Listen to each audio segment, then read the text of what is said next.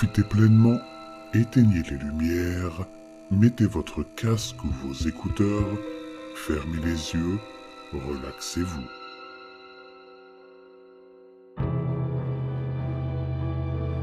L'histoire alternée.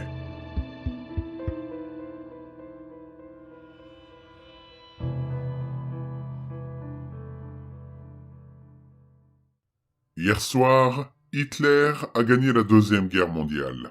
Mais en milieu d'après-midi, il n'est jamais né. Et je n'ai donc pas pris la peine de remplir la paperasse.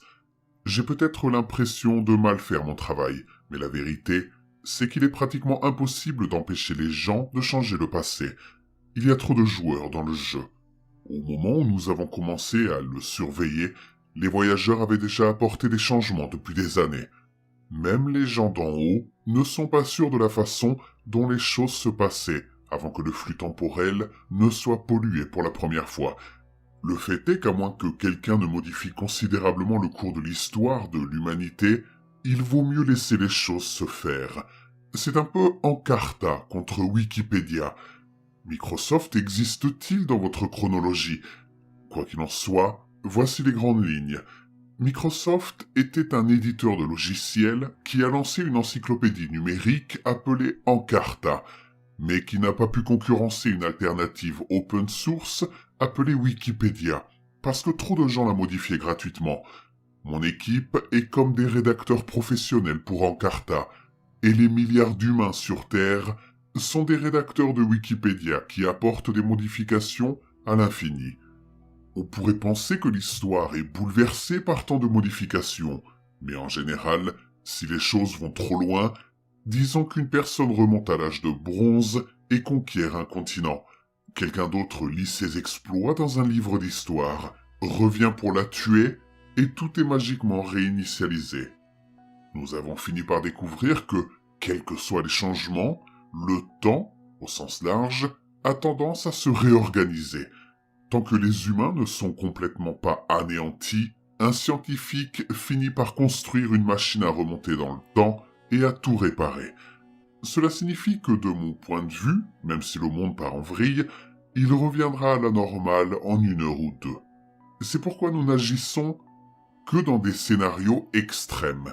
Si l'on fait ce métier assez longtemps, on acquiert un don pour savoir quand les choses se dirigent dans cette direction, à partir d'événements historiques clés. Malheureusement, de votre point de vue, quelle que soit la gravité de la situation, vous devez faire avec.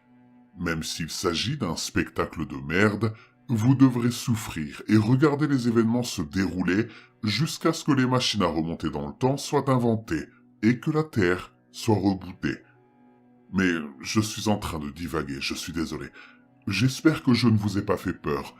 Si cela peut vous rassurer, je peux vérifier dans quelle ligne temporelle vous vivez. Comme ça, je pourrai vous dire ce qui vous attend. Ne vous inquiétez pas, je suis sûr que tout ira bien. Alors, voyons voir. Très bien, qu'est-ce que nous avons ici? Alors, les Alliés ont gagné la guerre. Ça a dû changer il y a quelques minutes. Colomb a découvert l'Amérique. Et Louis XIV a construit Versailles. C'est un début prometteur, permettez-moi d'avancer plus loin. Donc nous avons... Ah, c'est ça. Vous êtes dans une ligne temporelle où une star de la télé-réalité a été élue président, n'est-ce pas? Pas de panique, ça peut encore aller. Est-ce que coronavirus est terminé? L'important c'est qu'une fois que quelqu'un aura arrangé les choses, une version alternative de vous pourra vivre une longue vie et heureuse. Pour l'instant, écoutez, je dois y aller. À bientôt et bonne chance pour la 3e guerre... Enfin, bonne chance et à bientôt.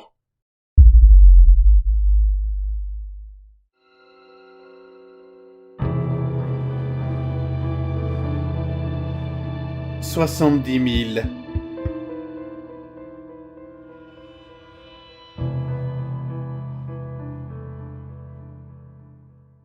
Chacun se souvient de l'endroit où il se trouvait et de ce qu'il faisait lorsque les extraterrestres sont entrés en contact avec la Terre. Moi, je roulais sur les Champs-Élysées. C'était surréaliste. Un instant, je chantais à la radio, le poignet posé sur le volant, et l'instant d'après, Ce grand vaisseau spatial avalait la moitié du ciel. J'ai freiné et j'ai passé la tête par la fenêtre. Ce foutu vaisseau s'étendait de l'Arc de Triomphe jusqu'à la Tour Eiffel. Les panneaux d'affichage se sont tous éteints. Puis des mots ont clignoté sur les écrans. Ils étaient accompagnés d'un message vocal. « Salutations humains, nous venons en paix. La Terre est au bord de la destruction. Nous pouvons prévoir l'explosion imminente de votre étoile la plus proche, celle que vous appelez le Soleil, et nous vous proposons un transport vers une autre planète habitable. Malheureusement, nous ne pouvons transporter que 70 000 d'entre vous. Veuillez désigner les personnes les plus aptes à coloniser votre nouvelle planète et à perpétuer la race humaine. Nous reviendrons le 25 avril à 10h du matin pour les récupérer dans le cocon que vous appelez Stade de France. » J'ai d'abord pensé qu'il s'agissait d'une farce, ou peut-être une campagne de marketing très astucieuse pour un film. Ce que je ne pouvais pas savoir, c'est que le même message venait d'apparaître sur tous les smartphones, tous les écrans d'ordinateur et tous les écrans de télévision du monde entier. Vous pouvez probablement deviner ce qui s'est passé ensuite. Les gens ont littéralement envahi le Stade de France, pensant probablement qu'en arrivant les premiers, ils obtiendraient une place. Le président a tout de suite déclaré l'état d'urgence, puis la police, assistée de la gendarmerie, est arrivée en renfort. Les choses ont commencé à se gâter. Je me suis dit que je n'avais pas beaucoup de chance d'être choisi. Je n'étais qu'un simple chauffeur de taxi parisien après tout. Alors j'ai pris la direction de Carcassonne, ma ville natale. J'ai rencontré quelques personnes partageant les mêmes idées, et nous avons créé une petite commune dans une ferme abandonnée. C'était paisible, serein. Nous organisions des fêtes tous les soirs et des chants pour les enfants. Peu après, nous avons appris que la France fermait ses frontières et que le reste du monde n'était pas content que ce soit la France qui décide de qui serait sauvé. Évidemment, cela n'a pas plu aux Américains en particulier, qui avaient du mal à assimiler le fait que les extraterrestres aient choisi la France comme point de contact avec les terriens et lieu de rassemblement pour les survivants. Les bombes nucléaires ont commencé à voler, puis le réseau Internet s'est effondré. Toutes les infrastructures de communication ont été coupées. Nous avons vraiment commencé à nous sentir à la fin des temps, mais nous étions autonomes, alors nous avons fait comme si de rien n'était. Le jour de la récupération des 70 000 terriens est arrivé, et nous nous sommes dit « Eh bien, c'est fini, il n'y a plus rien à faire sauf attendre. » Et nous avons attendu. 1 jour, 2 jours. Absolument rien ne s'est produit. Mais dans l'après-midi du 3e jour, un soldat est entré dans la ferme en titubant, l'uniforme trempé de sang, et s'est effondré devant nous. Nous l'avons ramené à l'intérieur et l'avons pansé. Nous lui avons demandé s'il avait été blessé par quelqu'un qui tentait de franchir un poste de contrôle. Il a répondu par la négative. Il a dit que les extraterrestres avaient anéanti son escadron. Il était le seul à s'en être sorti vivant. Nous étions perplexes. Il nous a également expliqué que tous les membres de son escadron avaient été choisis pour faire partie des 70 000 personnes à pouvoir s'enfuir dans l'espace. Quelques heures après son arrivée, il s'est assis et nous a tout expliqué. Il s'est avéré que les extraterrestres étaient revenus comme promis, mais pas pour nous sauver. Ils nous avaient envahis, et comme les armées terriennes étaient trop occupées à se battre entre elles, il n'y avait aucun moyen d'organiser une résistance digne de ce nom. En réalité, la Terre n'a jamais été en danger. Du moins pas à cause de l'explosion du Soleil. Le Soleil se porte bien, il paraît. Les extraterrestres avaient juste trouvé un moyen astucieux de nous vaincre sans tirer un seul coup de feu.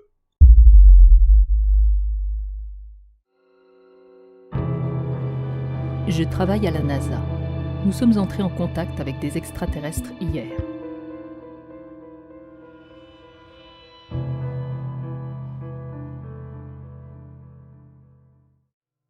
Je ne peux pas vous dire qui je suis, ni le nom du programme.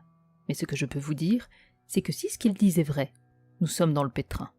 Nous n'avons pas établi de contact, comme vous l'auriez cru. Nous n'avons pas reçu d'ondes radio et n'avons pas eu de message audio d'extraterrestres. et nous ne les avons certainement pas rencontrés en face à face. Nous avons trouvé un autre moyen de communiquer. Quelque chose que, apparemment, les anciens humains avaient également compris. Il y a d'innombrables structures anciennes délabrées dans le monde, et certaines d'entre elles, pas toutes, mais certaines, étaient des réseaux de communication. Il y en a au moins une poignée sur chaque continent. Je suis sûr que vous en trouverez quelques-unes après que j'aurai décrit ce que nous avons fait. Nous travaillons sur cette technologie depuis un certain temps. Il existe depuis longtemps une théorie selon laquelle le son joue un rôle beaucoup plus important dans l'univers que celui de simples vibrations aléatoires.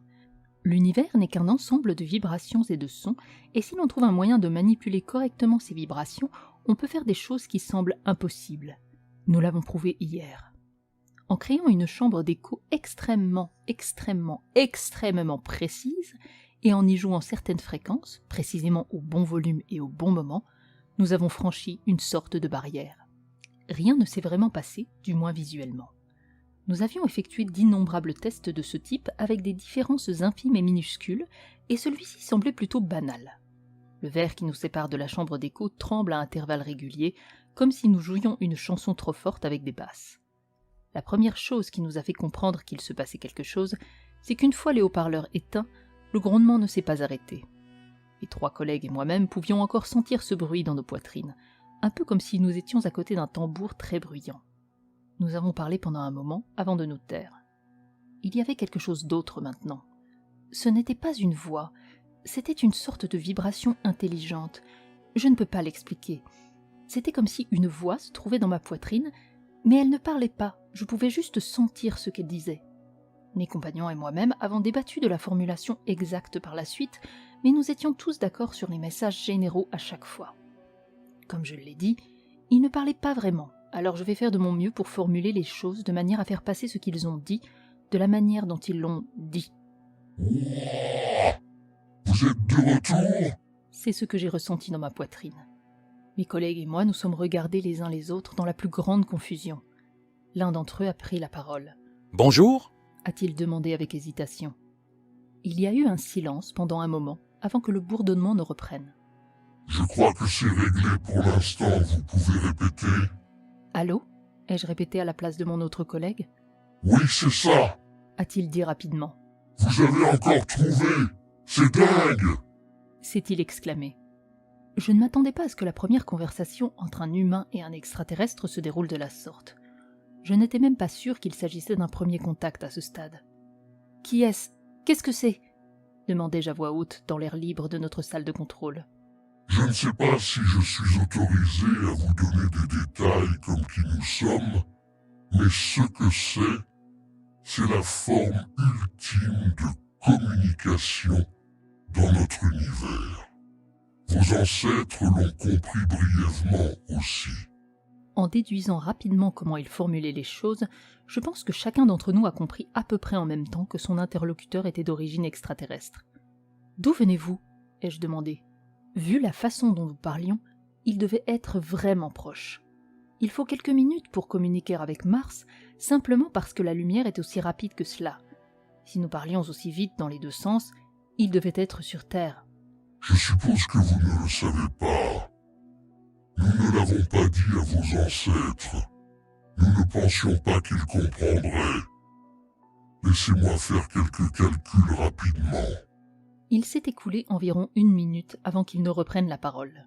« Ce que vous considérez comme votre univers observable n'est pas l'univers entier. C'est loin d'être le cas. Multipliez-le par 15. Et c'est à peu près la distance à laquelle nous nous trouvons. Et il y a beaucoup plus loin. » Nous nous sommes tous regardés. Il nous racontait des conneries. C'était impossible. Nous ne pourrions jamais communiquer. Jamais. C'était physiquement impossible. Nous avons expliqué cela à la voix poitrine et nous avons été accueillis par un même niveau de confusion. « Pourquoi utilisez-vous encore la lumière comme mesure ?» demanda-t-elle avec incrédulité. Soudain, sa voix s'est faite un peu plus grave. « Vous n'êtes pas encore assez avancé. Vous ne savez même pas. » « Qu'est-ce qu'on ne sait pas ?» a demandé l'un de mes amis. « Vous êtes en plein cœur du gouffre de la vie. Il n'y a de vie sur aucune planète autour de vous, dans plus de 10 de vos univers observables autour de vous, dans n'importe quelle direction. Le fait que vous soyez encore en vie est un mystère universel. Il parlait d'un ton sinistre. Jamais de ma vie je ne me suis sentie plus petite, plus insignifiante et plus seule. Il a continué. Et il y a une raison à cela. Un sentiment d'effroi sincère et tangible s'est emparé de la salle de contrôle. Il y a une raison à cela. La vibration s'est répercutée dans tout mon corps. Puis ce fut le silence. Personne dans la salle de contrôle n'a prononcé un mot. Nous nous sommes à peine regardés. Le silence a duré plus d'1 minute, ce qui m'a semblé être une journée. Quelle est la raison ? Dave, le scientifique le plus expérimenté, avait enfin pris la parole. Il avait choisi un ton sérieux et sombre, dans une liste interminable de choix sur la façon de réagir. Si vous tenez à vos vies, si vous tenez à la vie de chaque être vivant sur votre planète, n'utilisez plus jamais cette forme de communication. Nous avons senti des secousses dans nos poitrines. Ce message était moins accueillant. C'était comme un avertissement sévère. Et juste comme ça, nous avons senti la force des picotements et des tremblements quitter nos poitrines. Elle s'est tout simplement évanouie, comme un accord de guitare que l'on pince. Nous nous sommes alors tournés les uns vers les autres. Que faire ? Poursuivre courageusement dans le vide, au nom de la science, et rejouer les fréquences ? Ou bien accepter l'avertissement d'un extraterrestre et s'arrêter ? Nous n'avons pas eu l'occasion de prendre cette décision. Notre programme est surveillé de près par l'armée américaine. Une voix que je n'ai pas reconnue s'est fait entendre sur l'interphone. « Ne touchez à rien, les gars. Nous allons venir jeter un coup d'œil à certaines choses. » Dave a pris les choses en main. Nous étions tous clairement paniqués parce que nous venions de vivre, mais c'est lui qui semblait avoir l'esprit le plus calme. Tout ce qu'on peut faire, c'est dire la vérité. Il a raisonné jusqu'au moment où la porte de la salle de contrôle s'est ouverte. L'heure qui a suivi a été très floue. Mon chef m'a d'abord interrogé sur ce qu'il venait de voir sur son écran. Ce qu'il a vu, c'est une poignée d'employés qui se tenaient en cercle et hurlaient périodiquement des absurdités à l'adresse de personnes en particulier. J'ai pris le conseil de Dave à cœur et je lui ai raconté aussi clairement que possible ce qui s'était passé. Je crois que j'ai été la première qui a parlé, mais il n'a rien cru de ce que j'ai dit. Peu à peu, le reste de l'équipe m'a rejointe, un par un, et ils ont raconté à peu près exactement ce que j'avais dit. Ce qu'ils savaient maintenant, c'est que nous avions commencé un test, que nous étions restés en cercle et que nous avions tous raconté la même histoire. Cela devenait de plus en plus crédible. On nous a fait passer des examens physiques individuels, puis un entretien plus approfondi avec un militaire. Les examens semblaient bien se dérouler, mais je n'ai jamais eu de nouvelles. L'entretien semblait bien se dérouler également. J'avais pratiquement raconté mot pour mot ce que j'avais dit à mon patron, mais cette fois-ci sur cassette et devant un type en uniforme de l'armée. Alors que les choses semblaient sur le point de se terminer, la porte de notre petit bureau d'entretien s'est ouverte derrière moi. « Monsieur, nous avons besoin de vous dans le hall immédiatement. » Une femme en treillis militaire a parlé rapidement avant de se précipiter dans le couloir. Je me suis retournée vers l'homme qui me faisait passer l'entretien, mais il était déjà à mi-chemin de la porte avant que je puisse dire quoi que ce soit. Je suis restée assise pendant quelques minutes. J'ai eu le temps de réfléchir. Étais-je folle si je croyais ce que me disait cette chose dans ma poitrine ? Tout ce qu'elle disait semblait impossible. Mais rien de tout cela ne ressemblait à quelque chose. Même si je ne pouvais sentir tout ce qu'elle disait, je pouvais ressentir son excitation lorsque nous sommes entrés en contact pour la première fois. Je pouvais sentir son désespoir lorsqu'il nous disait de ne plus jamais le contacter. Ce qui était important, c'est que rien ne semblait être un mensonge. J'ai remarqué que mon interlocuteur avait pris des notes pendant que nous parlions. Maintenant que j'avais été laissée seule pendant quelques minutes, je me suis dit qu'il n'y avait pas de mal à prendre des notes. Je me suis penchée lentement sur la table et j'ai feuilleté ses papiers. On pouvait y lire. Rapport de fréquence inconnue. Sujet. Changement physique significatif chez le sujet depuis son dernier examen médical il y a 6 mois, selon le médecin de la base, après exposition aux fréquences mentionnées dans ce rapport. Pas de changement esthétique, ni de plainte de douleur ou de malaise. Décrit des vibrations dans sa poitrine. Décrit avoir entendu des voix après avoir été exposé aux fréquences. Pas d'antécédents de maladie mentale. Fréquences provoquant des maladies mentales. Rupture avec la réalité. Des hallucinations. Il n'est pas allé plus loin avant d'être interrompu. J'ai fait glisser les papiers sur la table et je me suis assise sur ma chaise. Nous avons tous décrit la même chose, mais il pensait que nous étions tous fous. Il nous mettait en garde, et plus j'y pensais, plus j'avais envie de prendre cet avertissement à cœur. Je me suis redressée brusquement. La salle de contrôle était au bout du couloir. Vu la façon dont ils nous ont sortis de là, nous n'avons même pas eu le temps d'éteindre les machines. Nous n'avons même pas tourné un seul bouton dans notre état de stupeur. Tout ce qu'ils avaient à faire, c'était d'appuyer sur un bouton et les vibrations recommençaient. Merde. J'ai sauté de mon siège, j'ai franchi la porte et j'ai traversé le couloir. J'ai arraché la porte de la salle de contrôle pour découvrir tous les officiers militaires et quelques scientifiques qui se tenaient là, incrédules. Je n'avais même pas encore entendu les vibrations, mais je pouvais entendre la voix de l'autre côté. Et maintenant, ils le pouvaient aussi. Je viens de vous dire de ne plus jamais utiliser ce moyen de communication. La voix tonnait dans ma poitrine. Quelques-uns des hommes les plus âgés de la pièce se sont agrippés à leur poitrine en signe de douleur. Une seconde, je dois vérifier quelque chose. Il a repris la parole avec colère.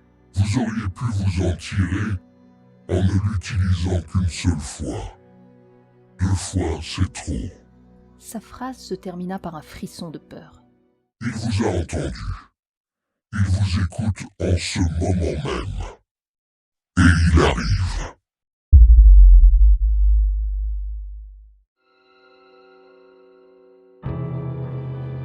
Le seul autre astronaute est mort il y a 6 semaines, mais l'ordinateur montre le contraire.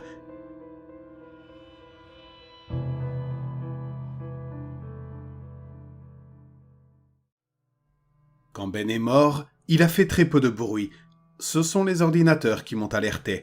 Des alarmes stridentes et des lumières clignotantes. Je n'étais même pas sorti de mon sac de mon couchage que ma montre intelligente s'est illuminée d'une demi-douzaine de messages concernant des défaillances du système. Astronaute 1. Défaillance du moniteur de fréquence cardiaque. Astronaute 1. Défaillance du moniteur de conductance cutanée. Astronaute 1. Défaillance du système immunitaire. Je n'ai pris conscience de la situation que lorsque j'ai secoué Ben qui ne réagissait pas. Ses yeux blancs sont rentrés dans son crâne. Le sang s'accumule dans ses oreilles comme de la gelée rouge. Viscosité, masse, pas de gravité. J'avais la nausée en le regardant. Le QG dira plus tard que Ben est mort d'un anévrisme. 1 sur 1 million. Une putain de chance sur 1 million. Une mort bizarre qui s'est produite en orbite terrestre basse. Et maintenant, qu'est-ce qui se passe ? Ai-je demandé au QG une fois que la panique était retombée et que la réalité de ma situation s'était enfin imposée. Le QG m'a envoyé un document rarement utilisé ou discuté qui décrivait ce que je devais faire. Les corps constituent une menace unique en microgravité, expliquait le document. Tout ce qui est ordonné devient désordonné. Ce qui est solide devient liquide. Ce qui est liquide se transforme en gaz. La première chose à faire était de placer le corps de Ben dans un endroit dépourvu d'oxygène et glacial, un endroit où il ne représenterait aucun danger, ni pour lui, ni pour moi. Isolé, mais facilement récupérable. La conclusion était évidente. Je savais ce qu'ils allaient suggérer avant même d'avoir atteint cette partie du livret. Tout s'est passé si vite que Ben était encore chaud lorsque je l'ai mis dans le sac spécial conçu pour résister au vide de l'espace. Je m'attendais à ce qu'il proteste pendant que je tirais sur les membres raides et que je manipulais les articulations gonflées. Chaque étape du processus, chaque fermeture éclair, chaque bout de velcro. Je devais me rappeler qu'il n'allait pas se plaindre. J'avais l'impression que c'était intime, mais ça ne l'était pas. Pour être intime, il faut être 2. À ce stade, Ben n'était que de la viande. La sortie dans l'espace elle-même était autre chose. Le sac qui entourait le corps de Ben s'est gonflé dans le vide, et j'ai instinctivement ressenti le besoin de défaire ce que j'avais fait. Il y avait un corps là-dedans, et les corps ne sont pas censés avoir si peu d'espace entre eux et l'espace. Lorsque j'ai touché le sac, je pouvais encore le sentir sous le matériau fin comme du papier, le pli d'un coude, la bosse de son nez. Lorsque j'ai atteint ma destination, son corps semblait déjà fragile. L'attacher à la station était assez facile d'un point de vue technique. Le laisser là allait à l'encontre de tous mes instincts. Après cela, il n'était plus question de faire semblant qu'il reviendrait. Un jour plus tard, j'ai commencé à ranger ses affaires. Il y avait là une catharsis que je trouvais apaisante. J'ai catalogué ses affaires avec un détachement très fin. La plupart de ses affaires étaient sèches et inintéressantes. Des photos de lui avec un chien, un exemplaire d'un livre de Michael Shea, un certificat d'excellence de la NASA qu'il avait reçu à l'âge de 10 ans. Il avait découvert une comète, m'avait-il dit lors de notre première rencontre. C'était dans son jardin, avec un télescope. La NASA l'avait laissé la nommer et tout le reste. C'est ainsi qu'il a su qu'il voulait devenir astronaute. Il l'a décrit comme une vocation. Ben était comme ça, un vrai boy scout. Dans la vie, il n'a pas eu de limite. On pourrait penser qu'au vu de notre histoire, nous serions proches. 2 hommes sélectionnés sur la base d'un profil psychologique approfondi. Ensemble, nous avons simulé plusieurs missions sur Mars, 2 au sol, une dans l'espace. Toutes très secrètes. Une mission officielle vers Mars était prévue, à l'issue de laquelle l'ensemble du projet serait rendu public. Mais la clé pour que 2 personnes travaillent ensemble, seules pendant presque une année entière, n'est pas de trouver 2 gars qui deviennent les meilleurs amis pour toujours. Il s'agit de trouver des personnes qui ne se gêneront pas l'une l'autre. Ni haine, ni amour. 2 hommes qui apprécient leur propre compagnie, mais qui ne se gênent pas. Ben et moi avions fait connaissance pendant tout ce temps passé ensemble, mais ce n'était pas comme si nous étions des frères d'armes. Si nous fonctionnions bien, c'est précisément parce que notre amitié n'avait rien de concret. Pas d'enjeu, pas de quoi se disputer. Pour moi, Ben était un gentil garçon, mais c'était tout. Je me suis dit qu'il était simple et direct jusqu'au bout. Pas de sombres secrets, pas de vrais problèmes à proprement parler. Le journal a changé cela. Il était collé à l'intérieur du panneau d'un ordinateur à son poste de travail. Il avait dû le cacher près de ses affaires, quelque part à l'abri des regards, mais facilement accessible. Des feuilles effilochées et des pages jaunies comme un objet ancien. La dernière chose que je m'attendais à trouver dans une station spatiale. J'ai failli prendre sa couverture en cuir pour une sorte de bible personnelle. Le genre de tome bien usé brandi par un prédicateur poussant des exclamations sur le diable. Mais ces pages intérieures étaient écrites à la main, ce qui ne correspondait pas vraiment à une bible. Gribouillis, des formes, des phrases répétées, disséquées. Certaines étaient même en binaire. On aurait dit les divagations d'un enfant ou d'un fou. J'ai pensé qu'il s'agissait peut-être d'un exercice de pleine conscience, un gribouillage dans le vide pour l'aider à se remettre les idées en place dans les moments de stress. Mais cela n'expliquait pas pourquoi il l'avait caché, ni pourquoi les chiffres et les pages semblaient étrangement organisés. Je ne sais pas comment le décrire exactement, si ce n'est qu'il y avait la vague impression qu'il signifiait quelque chose pour la personne qui l'avait fabriqué. Chaque gramme d'une navette est pris en compte. Ce que vous emportez avec vous, ça ne peut pas être des trucs au hasard que vous voulez à la dernière minute. Ben aurait dû effacer le journal. Je suppose qu'il a gardé son contenu secret. Si la NASA avait jeté un coup d'œil sur ce qu'il a écrit, elle l'aurait envoyé en évaluation psychologique avant la fin de la journée. Mais la taille et le poids du livre auraient dû être consignés, justifiés. Il ne pouvait pas être arrivé sur la station par accident. Et j'ai donc immédiatement su que Ben l'avait voulu pour quelque chose. Je l'ai étudié pendant plus d'1 heure, en essayant de comprendre ce que c'était. Je passais d'une page à l'autre, regardant des rangées de chiffres, des fractales étranges, quelque chose qui ressemblait à un croisement entre un œil et le dessin d'un atome dans un manuel. Compte tenu de l'évolution de ses talents d'écrivain et de dessinateur tout au long du livre, j'ai commencé à soupçonner qu'il avait ajouté des éléments depuis son enfance, ce qui ne faisait qu'ajouter une couche supplémentaire au mystère qui s'épaississait. Je pensais que je ne parviendrais jamais à comprendre le livre, jusqu'à ce que, aux 3/4 environ, je tombe sur une nouvelle page remplie de rangées et de rangées de chiffres.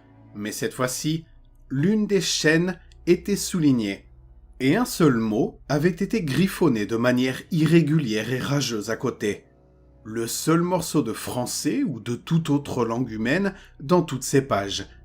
C'était la seule chose écrite d'une manière qui puisse avoir un sens pour un être humain vivant. Le mot lui-même m'a arrêté net. Il m'a glacé le sang. 17031804263 anévrisme. La suspicion qui s'est emparée de moi ressemblait à une sorte de folie. Je me suis dit que je devais être fou lorsque j'ai vérifié les données du biomoniteur de Ben. Que je devais être fou pour ne serait-ce qu'envisager cette idée. Mais les informations enregistrées par plusieurs machines différentes l'ont confirmé.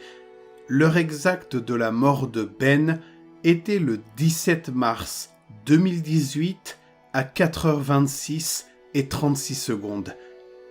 17031 17 mars 2018 04 2 6 3 6 4h26 et 36 secondes du matin. Je crois que je n'ai pas bougé pendant un bon quart d'heure. Je n'ai fait que fixer les données, tandis que mon esprit se frayait un chemin autour d'une énorme, impossible réalisation. Ben savait qu'il allait mourir. Bien sûr, j'ai arrêté de rationaliser cela, comme tout le monde. J'ai trouvé une demi-douzaine de raisons pour lesquelles il avait écrit ce qu'il avait écrit. Mais aucune d'entre elles n'était réconfortante, même si elle correspondait au moins à une vision plus rationnelle du monde. Prenons par exemple l'idée que Ben se soit suicidé à ce moment précis pour accomplir une sorte de prophétie qu'il avait griffonnée quelques jours, ou même quelques heures auparavant. Était-ce une bonne chose ? Qu'est-ce que cela signifiait pour moi ? Ignorons les questions logistiques. Ce n'est pas comme si on pouvait chronométrer à la seconde près l'action d'un poison sur le corps. Disons simplement que c'est ce qu'il a fait. Il restait alors la question décoiffante de savoir pourquoi, et je n'ai pas trouvé de réponse satisfaisante. Bien sûr, j'ai passé ce livre au peigne fin à la recherche d'autres indices. Je regrette de ne pas l'avoir fait. J'ai fini par avoir trouvé un autre mot. Celui-ci, plus près de la fin du journal. Une autre date et un autre rodage, 6 semaines dans le futur, et un autre mot griffé douloureusement sur le papier par un point maladroit. Le mot était « immolation ».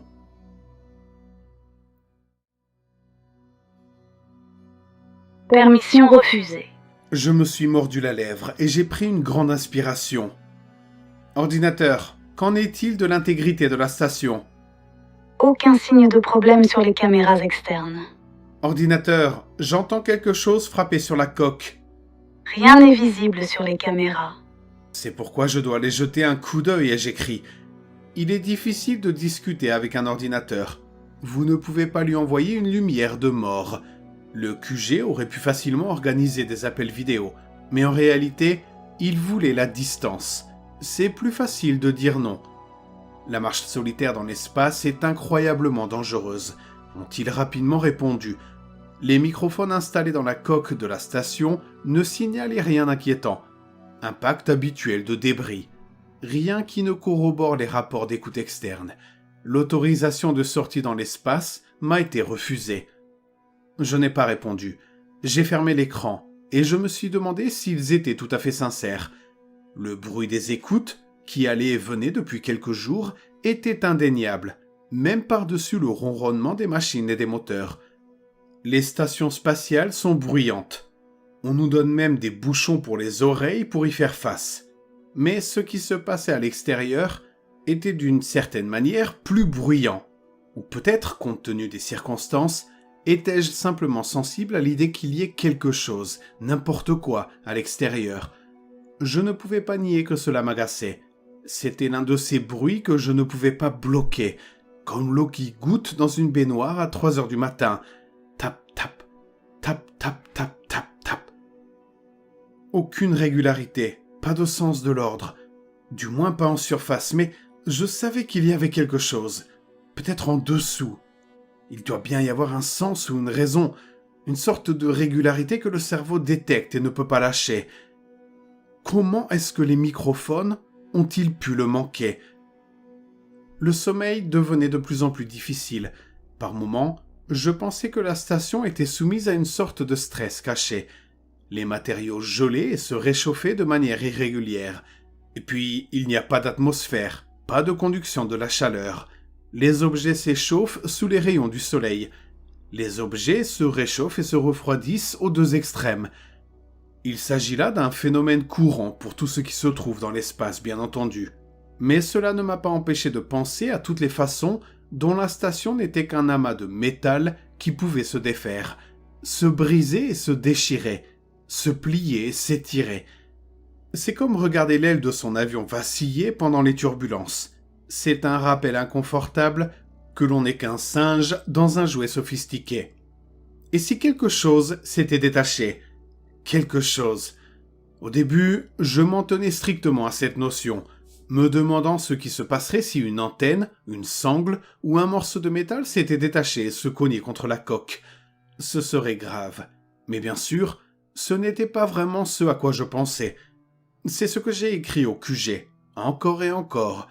Mais ce qui me préoccupait vraiment, c'était l'idée que peut-être d'une manière ou d'une autre, il s'était échappé. Et bien sûr, ce n'est pas si bête, n'est-ce pas? Le sac spécialement conçu pour lui, celui qui évacue les gaz produits par la décomposition tout en préservant l'intégrité de son corps, était flambant neuf. Vous savez combien de fois il a été testé? Jamais.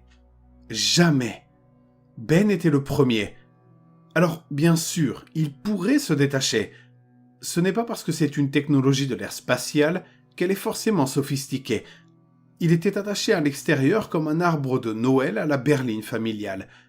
J'en suis même venu à me demander si l'une des sangles ne s'était pas rompue, et s'il n'était pas en train de se cogner contre la paroi de temps en temps. Peu importe qu'il n'y ait rien à l'extérieur pour provoquer ce genre de choc. Pas d'air, pas de vent. S'il s'était détaché, il aurait simplement flotté un peu plus loin. Mais quelque chose faisait ce bruit, et je craignais presque constamment que ce soit lui. Le seul problème, c'est que j'avais des caméras, et beaucoup d'appareils photo, et toutes, à chaque fois, montraient la même chose.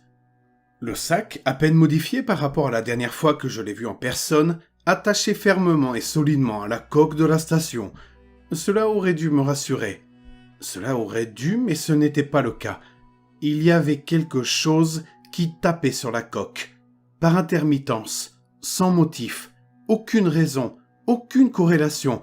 Cela allait et venait, semblant choisir les moments où cela me dérangerait le plus. Le sommeil était difficile pour de multiples raisons. Les tapotements étaient déjà assez pénibles, mais ces derniers temps, mes cauchemars avaient pris une tournure étrange. Ils étaient noirs, froids.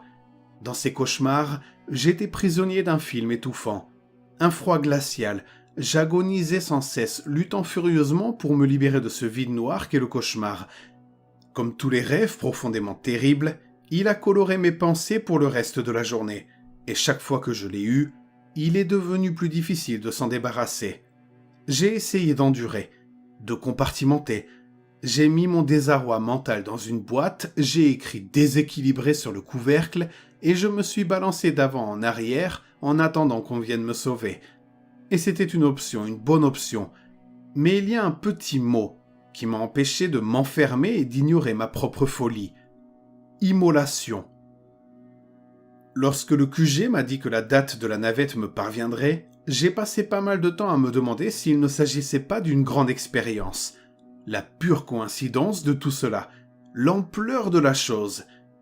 Il m'avait envoyé le message et l'objet comportait 3 points d'exclamation, comme si le responsable des communications de l'autre côté était impatient d'annoncer une bonne nouvelle pour une fois. Ils ont laissé échapper leur professionnalisme. Ils avaient finalement organisé une navette pour me récupérer, après qu'elle ait déposé quelques gars à l'ISS. C'était une chance qu'elle arrive si tôt. Un coup de génie logistique leur a permis de nous ramener en douce, Ben et moi, sans que cela ne se voie trop. Ils m'ont dit que je devais être très reconnaissant. Mais je n'en revenais pas. La date correspondait à celle que Ben avait écrite. En tenant compte du temps de voyage, j'entrerai dans l'atmosphère terrestre à l'heure exacte où le moment prophétisé se produirait. C'était le moment idéal pour une erreur, un coussin chauffant mal placé, un propulseur mal réglé. Quelque chose, n'importe quoi, pour que je plonge vers la mort dans un tube de métal brûlant. Prêt pour l'immolation. Immolation. Immolation. Si ce n'était pas Ben qui tapotait, je voulais le savoir. J'avais besoin de savoir. J'étais un homme rationnel, un sceptique. Je ne croyais pas que le monde naturel produirait un homme capable de prédire sa mort à la minute ou à la seconde près. Je ne croyais pas non plus qu'il pouvait prédire la mienne. Mais je ne suis qu'un animal, je suis fait de viande. Je suis vulnérable, un air à vif dans un monde de roches déchiquetées. Et je suis réfractaire au risque. Ce mot, immolation, prêt pour l'immolation, ce n'est pas du hasard. Dans le vide entouré d'oxygène pur, le feu était un risque constant. Les petits chiffres de Ben me revenaient à l'esprit. Je devais m'assurer que tout était en place. Je devais m'assurer qu'il n'y avait pas d'erreur. S'il s'agissait d'une prédiction que je refusais de prendre pour argent comptant, alors pourrais-je peut-être en tirer une leçon. Que pourrait faire Ben face à un anévrisme ? Rien. Mais l'immolation, le feu, un accident, ce genre de choses peut être évité, pourvu que tout fonctionne, pourvu que tout soit à sa place. Que savait le QG ? Des caméras et des opérateurs à distance, ce n'est pas suffisant. Il n'y avait personne d'autre que moi dans cette boîte de conserve. Pourquoi avoir des humains dans l'espace si on ne fait pas confiance à leur instinct et à leur jugement ? Je devais savoir ce qui faisait ce bruit. Je devais sortir de là. Le QG s'en est rendu compte trop tard. J'étais à l'intérieur de la combinaison. Le SAS était en marche quand ils l'ont compris. J'ai bien choisi mon moment. J'étais à la moitié de mon service de maintenance. Je leur ai dit que je jetais un coup d'œil à la combinaison pour m'assurer que tout était en ordre. Ils ont mis du temps à comprendre ce que je faisais. Techniquement, ils pouvaient arrêter le processus à tout moment. Ils pouvaient faire n'importe quoi de leur côté. Mais j'ai menacé de forcer une annulation manuelle qui les exclurait de cette partie du système. Alors oui, ils m'ont dit qu'ils me passeraient en cours martial à leur retour. Mais c'était une menace bien faible. Pour moi, les enjeux étaient plus importants qu'une cour martiale. En fin de compte, ils ont fait marche arrière. Vous savez à quel point il est difficile de construire une station spatiale en secret ? C'était la première chose à faire. Si la sortie dans l'espace se passait mal et que je mourrais, la station serait toujours là. Un atout d'1 milliard de dollars attendant la prochaine mission top secrète. C'était ma vie qui était en jeu, pas la leur. Je l'ai accepté, j'ai accepté mon sort. Sous la pression du temps, le QG l'a également accepté. Lorsque la porte s'est enfin ouverte et que j'ai pu me guider doucement vers l'extérieur et contourner le bord pour m'approcher à l'extérieur de la station, ils avaient déjà capté les caméras et me guidaient jusqu'à ma destination. Mais pour moi, ce n'était plus qu'un bruit de fond à ce moment-là. Leur voix et les petits bips sur les modules. Des relevés constants de la température des combinaisons et de la distance qui les sépare de la coque de la station. Cela n'avait aucun sens, tout cela. Ce qui comptait, c'était le son. Toc, toc, toc, toc. J'étais anxieux à ce stade, ou peut-être pour être honnête, effrayé. L'espace est fait d'extrêmes, pas seulement la chaleur, mais aussi la lumière. Les ombres projetées sont vastes et étranges. Vous entrez et sortez de l'ombre de la Terre comme s'il s'agissait d'une main devant un projecteur, et les ombres projetées par vous-même et votre environnement sont d'un noir particulier. La station, avec sa myriade de tuyaux et de câbles, était couverte d'ombres abyssales, de longues choses déformées aux origines ambiguës. Parfois, je regardais l'obscurité et me demandais s'il y avait quelque chose là, ou si la station était simplement coupée en deux par une sorte de force cosmique étrange, comme si je pouvais y tomber d'une manière ou d'une autre, perdu à jamais. Normalement, j'aurais trouvé cela magnifique. Les sorties dans l'espace ont été pour moi, dans le passé, une expérience presque religieuse. Cette expérience avait le même poids, mais pour des raisons très différentes. Je me suis senti observé. J'ai essayé de l'ignorer, mais c'était de plus en plus difficile. Je n'arrêtais pas de regarder par-dessus mon épaule. J'ai réfléchi à chaque petite bosse et vibration que je ressentais sur la coque de la station. Lorsque j'ai atteint l'endroit où j'avais attaché le corps de Ben, j'étais au bord de la crise de panique. Toute cette partie de la station était plongée dans l'obscurité. Le genre de choses que je ne pouvais pas voir. Seule la voix du QG, m'indiquant que j'étais arrivé à destination, m'a permis de savoir que Ben gisait à quelques mètres de moi. Sous leur direction, je l'ai trouvé, et lorsque ma lumière est tombée sur le sac lui-même, j'ai vu le tissu métallique scintiller de glace. En le touchant, j'ai senti le corps gelé de Ben à l'intérieur, dur comme de la pierre. Je lui ai donné un petit coup, mais il n'a pas bougé d'un pouce. Les sangles qui le maintenaient en place étaient toujours là, fermes comme jamais. « Qu'est-ce qui pourrait encore causer ce bruit ?» demandai-je via la radio. « Il n'y a qu'une option. » La voix sans nom à l'autre bout du fil semblait réticente, mais c'était le cas par défaut depuis la mort de Ben. Le QG donnait toujours l'impression de cacher quelque chose. « Qu'est-ce que c'est ?» Nous ne sommes pas certains à 100% de la façon dont les cadavres réagiraient au changement de température dans le vide. Il est évident que certaines parties du corps vont geler et se dilater. Les fluides en particulier. Pour l'instant, le sac a une grande surface de contact avec la coque métallique. Selon une théorie, le sang pourrait geler et se sublimer à mesure que la surface change de température. J'ai regardé le sac et j'ai fait une grimace. Quelle quantité de sang exactement ? Nous ne pouvons pas dire avec certitude quelle quantité aurait quitté le corps. La seule chose que nous savons, c'est que la poche a pour fonction de le contenir jusqu'à son retour. Les instruments de la station nous permettent de confirmer que le panneau sur lequel vous vous trouvez est bien en dessous du point de congélation. Tout devrait être dans un état gérable, pour ainsi dire. Solide. Probablement un gros amas. Il répondit, puis après un moment, il ajouta. C'est ce que vous vouliez, après tout. Ce serait un gaspillage de ressources, maintenant que vous êtes ici, que de ne pas enquêter plus avant. Vous devez regarder à l'intérieur. Bien sûr que je l'avais voulu, n'est-ce pas ? Pour satisfaire ma curiosité morbide, pour répondre aux pensées enragées de mon esprit qui m'avaient empêché de dormir, remplissant de cauchemars le peu de sommeil que j'avais. Maintenant que j'étais sur le seuil, j'avais tellement peur que le simple fait de bouger la main me demandait un effort. Et pourtant, je n'avais pas le choix, je devais aller jusqu'au bout. Le sac s'est ouvert avec une fermeture éclair spécialement conçue à cet effet. Pas de bruit. Mais je sens le clic-clic-clic des dents spécialisées qui s'ouvrent. C'est stupide, mais lorsque j'ai déployé le rabat, j'aurais juré qu'une terrible odeur fétide m'avait envahi.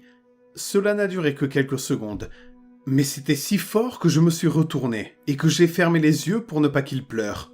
Le pouvoir de la suggestion, me suis-je dit en les rouvrant. C'est tout, rien d'autre. Pas d'air, pas de son, pas d'odeur. J'ai pris quelques grandes respirations. J'ai essayé de ne pas laisser l'incident me perturber davantage et j'ai regardé à l'intérieur du sac. Plusieurs personnes regardant mon flux vidéo ont sursauté, tandis que j'émettais un bruit peu flatteur, à mi-chemin entre le gémissement et le cri. Je m'attendais franchement à quelque chose de macabre, une peau bleue, des glaçons s'accumulant autour des cils, comme un corps trouvé dans l'Arctique. Mais Ben s'était transformé. De grands éclats de sang gelé avaient jailli des yeux, des oreilles et de la bouche. Sa mâchoire s'était disloquée jusqu'à former un angle anormal alors qu'un glaçon de la taille de mon avant-bras s'était frayé un chemin. Son cou était brisé, son torse déchiqueté, des lambeaux de chair pendaient en ruban, et ses mains s'agrippaient à son visage avec d'étranges ongles jaunes. Ils avaient même laissé des sillons dans la peau. « Qu'est-ce que c'est que ce bordel ?» Je n'ai demandé ça à personne en particulier, avant de me rendre compte que le QG avait parlé entre eux pendant tout ce temps. Dysfonctionnement dans le sac. Pression inattendue ? Changement de température. Non, ce n'est pas normal, ne faisons pas comme si ça l'était. Les gars !» j'ai crié, séparant les bavardages et laissant le silence s'installer. « Pourquoi ses bras sont-ils comme ça ?» Désolé. Eh bien, des spasmes musculaires, probablement causés par ce qui a causé la réaction inhabituelle dans son système circulatoire. Peut-être que c'est ce qui a fait que ses bras se sont recroquevillés vers son visage. « Il y a des marques de griffures sur ses joues !» ai-je répondu. De la peau sous ses ongles. Sommes-nous sûrs qu'il était mort quand je l'ai amené ici? Une douzaine de voix pressantes et alarmées, toutes désespérées d'éviter le moindre soupçon de responsabilité, m'ont dit que non, ce n'était pas possible. Mais en regardant le visage torturé de Ben, je n'ai pas pu m'empêcher de ressentir un peu de doute. J'allais demander ce que je devais faire quand le soleil s'est levé sur la station. Contrairement à la Terre, ce n'était pas un matin doux. Il s'est déclenché comme un interrupteur. Heureusement, la combinaison a réagi avant qu'il ne m'aveugle, mais la température a commencé à grimper rapidement. J'ai vu quelque chose sous la peau de Ben se tordre sous l'effet de la nouvelle chaleur. Ce n'est vraiment pas normal. Nous ne pouvons pas en dire plus sur la situation pour l'instant. Les images que vous nous envoyez sont en train d'être examinées par un groupe d'experts. M'a dit le QG, d'une manière un peu urgente et robotique, comme si la personne à l'autre bout du fil étouffait la panique. Les ordres actuels sont de prélever des échantillons, de refermer le sac et de retourner à la station.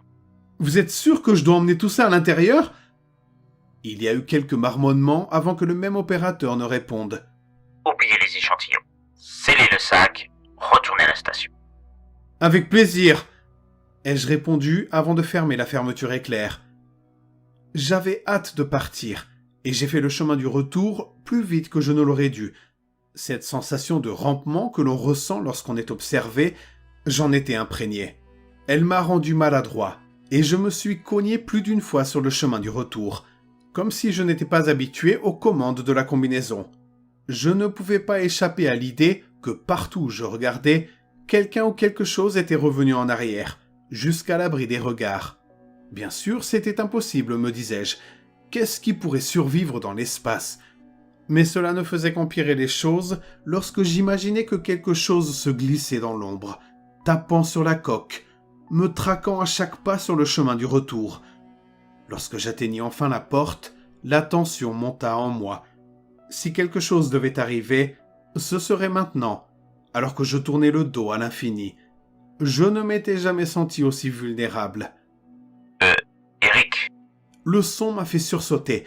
J'étais tellement concentré sur mon environnement que j'avais oublié que j'étais surveillé par une salle pleine de gens à des centaines de milliers de kilomètres de là. Qu'est-ce qu'il y a? Nous voyons quelque chose dont nous ne sommes pas sûrs.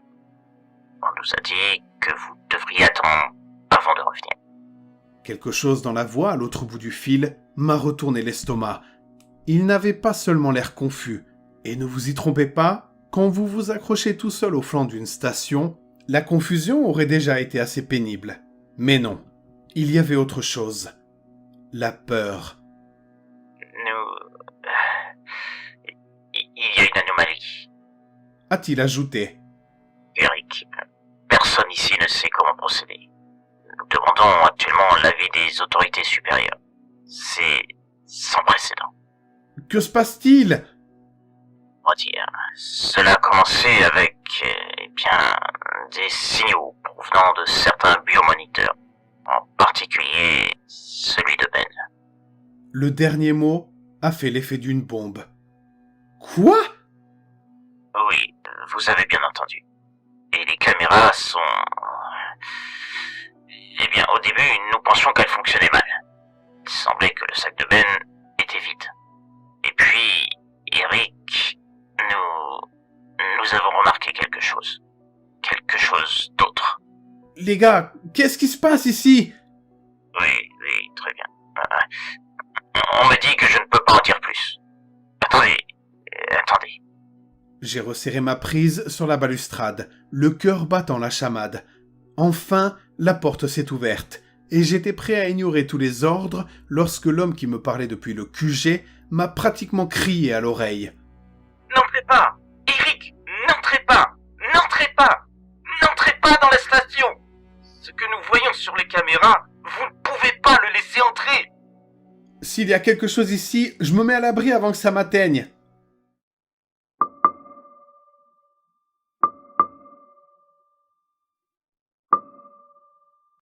Je me suis arrêté.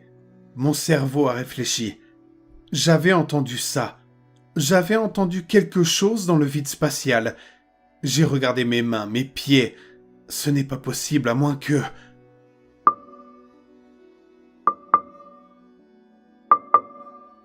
Sans bouger la tête, je tournai les yeux vers l'extrême limite du champ de vision de mon casque et observai un ongle jaune qui tapait doucement sur la vitre. L'homme du QG a parlé dans un chuchotement terrifiant. Il est sur votre combinaison. La terreur qui m'a traversé était électrique, du feu blanc dans mes veines. Sans même réfléchir, j'ai réagi comme si je venais de découvrir qu'une grenade était attachée à mon dos. Tout mon instinct, aucune rationalité. J'ai crié et j'ai pivoté, essayant de faire tomber Ben de mon dos. Mais tout ce que j'ai fait, c'est déclencher des alarmes et endommager ma combinaison. « Enlevez-le !» Je n'ai crié à personne en particulier, c'était instinctif. « Enlevez-moi ça !» Je me suis débattu désespérément et j'ai senti que quelque chose se déplaçait à l'extérieur de l'encombrante combinaison. Finalement, mes yeux se sont posés sur quelque chose d'utile, les commandes du jet. J'ai mis mes mains en place et je me suis immédiatement projeté dans la chambre de pression ouverte, me retournant à la dernière minute pour que l'arrière de la combinaison s'écrase contre l'épaisse porte secondaire. J'espérais seulement que ce qui s'accrochait à mon dos avait été détruit par l'impact. Mais quand j'ai levé les yeux, Ben était toujours là à me regarder, la bouche pleine de sang gelé. Lentement, avec l'assurance d'un prédateur, il s'apprête à pénétrer dans la station. « Eric, éloignez-vous de la porte. Nous lançons un arrêt d'urgence. » Ben avait une main à l'intérieur lorsque la porte se referma avec fracas et la trancha. Même dans l'espace, avec la cloison entre nous, j'aurais juré l'avoir entendu crier. Il n'était pas possible d'ignorer Ben ou les sons qu'il émettait. Plus maintenant. De terribles bruits sourds qui frappaient la station, leur emplacement changeant apparemment au hasard. Cela rendait les gens au sol fous. Oh, j'avais entendu ma part de rationalisation au cours des dernières heures. Depuis la mort de mon collègue, je me débattais avec toutes sortes de pensées bizarres. Mais après la sortie dans l'espace, c'était comme si elles étaient toutes sorties de ma tête et qu'elles terrorisaient maintenant d'autres sceptiques du même acabit. Malgré tous leurs efforts, personne au QG ne parvenait à comprendre ce qui se passait. Mais ils n'avaient pas le journal. Après ce qui s'était passé lors de ma sortie dans l'espace, il était devenu prioritaire pour moi de comprendre ce qui se passait. Les chiffres que Ben avait enregistrés n'étaient que du charabia. Je l'ai su dès le début. Les lire, c'était avoir l'impression de lire une autre langue, quelque chose de secret et de caché. Et bien que je n'ai jamais déchiffré le code, pas même maintenant après tout ce temps, j'ai compris où Ben l'avait trouvé. La lumière. L'astuce consistait à approfondir les recherches de Ben, plus précisément sur un de ses projets favoris qu'il a poursuivi presque toute sa vie. Une petite comète, une boule de glace, située dans la ceinture de Kepler, près de l'endroit où le système solaire s'arrête et où le grand vide cosmique commence. Quelque chose de petit et d'insignifiant qui tournait et se déplaçait et qui, de temps en temps, attrapait le soleil, faisant rebondir les photons sur nous. Une boule de neige scintillante si faible qu'elle est invisible, à moins de regarder au bon endroit, au bon moment. C'est ce qu'a fait Ben lorsqu'il avait 10 ans et qu'il jouait avec le télescope de jardin de son père, un amateur. Une lumière dans l'obscurité. Une lumière qui s'adressait à quelques instruments que Ben avait réglés pour enregistrer chaque petite émission. Flash allumé, flash éteint, flash allumé, éclair éteint, flash allumé.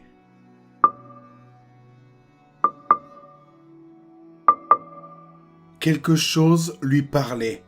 Quelque chose d'extérieur lui avait parlé. Je ne sais pas ce qui m'a le plus effrayé. Le bruit d'un Ben réanimé s'acharnant sur la station, une menace imminente, trop proche, ou l'idée que quelque chose dans le vide chuchote des secrets inconnus à un homme depuis 2 décennies. Une idée qui montait parfois comme la marée, m'engloutissant tout entier si je m'y attardais plus que quelques instants. Je n'ai jamais compris ce que disait la transmission, mais j'étais néanmoins fasciné. Pas seulement à cause du petit journal de Ben qui contenait des centaines, des milliers d'enregistrements manuscrits, mais la transmission en direct qu'il avait installée sur son ordinateur, celle qu'il avait convertie en son. C'était comme un verre d'oreille sous stéroïdes, comme un bruit blanc fait d'acide, un flot d'idées étrangères qui me laissait confus et baveux si je l'écoutais trop longtemps. En tout et pour tout, je n'ai pas passé plus que quelques jours à avoir accès à cette transmission, et à la fin, j'avais l'impression d'être sur le point de fondre. Mais Ben avait été exposé à cette chose depuis son enfance. Il avait passé des années et des années à écouter, à enregistrer et à attendre, travaillant à quelque chose qu'aucun d'entre nous ne pouvait espérer comprendre. Je devais supposer que la transmission était responsable de sa mort, et pire encore, de ce qui lui était arrivé par la suite. Cela avait-il toujours été la raison de sa venue dans l'espace ? Le Ben que j'avais connu n'était-il qu'un leurre ? Le son, la lumière venant de l'extérieur, c'était faux. Ce n'était pas une douce accalmie ou le chant d'une sirène, c'était sombre et puissant. Pourquoi y avait-il cédé ? Pourquoi avait-il fait tout ce que la lumière voulait ? Quelle part de sa vie avait-il vécu à cause de ses besoins et de ses désirs ? Une chose dont je pouvais être sûr en passant des jours à écouter la furie de Ben à l'extérieur de la station, c'est que ce qui lui avait parlé était hostile, et qu'il ne pouvait pas faire autrement. C'était hostile, et je ne pouvais pas le laisser revenir avec moi. Eric, on me dit que ça serait un ramassage peu conventionnel. J'étais en train de m'habiller. Qu'est-ce qu'ils t'ont dit ? J'ai demandé ce qu'ils m'avaient dit tout en retirant mon casque en lançant la séquence d'ouverture de la porte. On s'inquiète de la contamination, m'a dit le pilote. Je ne suis pas sûr de ce que cela signifie. Il n'a pas précisé s'il s'agissait d'une contamination biologique ou chimique. Tout cela semble un peu bizarre si tu veux mon avis. Mais nous sommes censés te récupérer au milieu de la marche spatiale. C'est bien ça ? Oui. Tu es prêt pour ça ? On nous a dit que nous pouvons nous en approcher à environ 200 mètres, mais que tu devais fermer le reste avec les propulseurs de ta combinaison. Ça va être quelque chose de très compliqué pour toi. Un voyage non attaché d'un véhicule à l'autre. Cela n'a jamais été fait auparavant. Est-ce que tu te sens capable de le faire ? Je suis bien conscient des risques. Garde les yeux ouverts. Comment ça, garde les yeux ouverts ? Qu'est-ce que tu veux dire par là ? S'écrie-t-il. Tu le sauras quand tu le verras. J'ai fait le voyage dos à la navette, flottant dans la mauvaise direction à une vitesse lente mais constante. Mes yeux étaient rivés sur la station, à la recherche de signes de Ben. Il y avait de temps en temps un éclair rouge, une légère lueur de mouvement souvent masquée par les panneaux et les antennes de la station, qui me faisait savoir qu'il était toujours à l'extérieur, en train de rôder quelque part. Tant qu'il restait là, je savais que tout irait bien. Mais pendant tout ce temps, j'attendais que l'autre pied tombe, que la tension explose enfin et que le danger de mort me guette. Quelle ne fut pas ma surprise lorsque je me suis finalement approché de la navette sans incident. Le pilote m'a dit que j'étais à quelques mètres et qu'il était temps de faire demi-tour, ce que j'ai fait, dérivant aussi doucement qu'un plongeur remontant à la surface. Je ne tournais le dos à la station que depuis quelques secondes lorsque le pilote a grogné. « C'est bizarre. C'est vraiment bizarre. » Il avait l'air nonchalant, mais l'objet qui m'a frappé était tout sauf anodin. Ben, peu soucieux de faire le voyage en toute sécurité, s'était élancé de la station si vite qu'il le pouvait. Sans pouvoir ralentir, il m'a frappé à pleine vitesse, me plaquant contre une partie du cadre de la porte, en nous renvoyant tous les deux dans le vide, avant même que quiconque ait eu le temps d'enregistrer son attaque. Cette fois-ci, il ne me laissa pas une porte entre nous. Il s'est précipité sur ma combinaison comme un insecte dérangé, que j'ai désespérément essayé de repousser, tandis que le grand vide tournoyait autour de nous. Les étoiles se transformaient en lignes.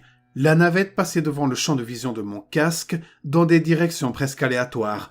C'était écœurant et terrifiant, et j'espérais pouvoir corriger la rotation avant qu'elle ne devienne incontrôlable.